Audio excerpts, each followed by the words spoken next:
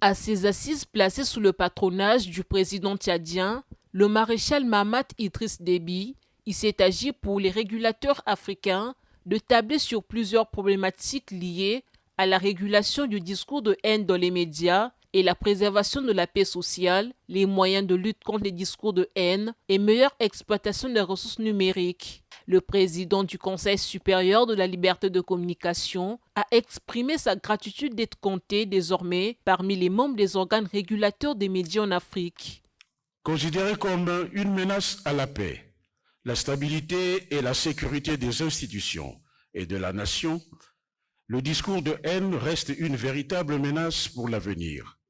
Le discours de haine continue d'alimenter les comptes des réseaux sociaux avec en prime la diffamation, la stigmatisation, l'incitation à la haine et à la révolte, la manipulation des consciences. Le discours de haine se répand dans tout le pays et il est temps de prévenir toute dérive de rhétorique aux conséquences incalculables.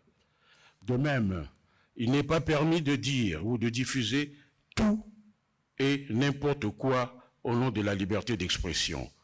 La loi veille non seulement au respect des droits ou à la réputation d'autrui, mais aussi à la sauvegarde de la sécurité nationale, de l'ordre public, de la cohésion sociale et de la stabilité ou de la moralité publique. C'est ici l'occasion pour tirer la sonnette d'alarme sur les dangers de la propension au discours de haine dans la société, généralement véhiculé par le personnel politique.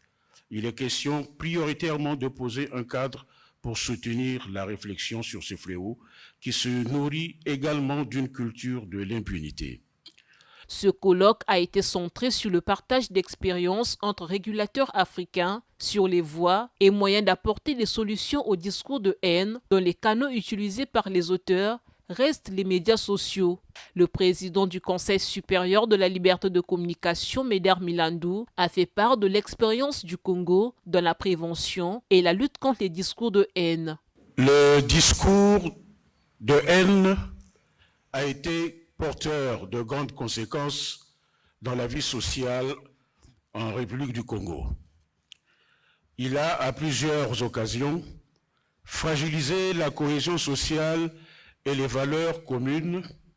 En plus, il a créé les fondements de la violence en faisant reculer la cause de la paix, la stabilité, le développement durable et le respect des droits de l'homme. L'histoire sociale et politique du Congo est émaillée d'affrontements sur des bases subjectives entre communautés. Ces violences interviennent généralement à l'approche des élections, moment idéal pour les candidats de dresser leurs partisans par des propos de haine en direction des camps adverses. Ce colloque s'est tenu sous le thème « Les mécanismes de lutte contre les discours de haine, état des lieux et perspectives ». En marge de son séjour au Tchad, le président du Conseil supérieur de la liberté de communication a rendu une visite de courtoisie à l'ambassadeur du Congo au Tchad, Vontin Olesongo.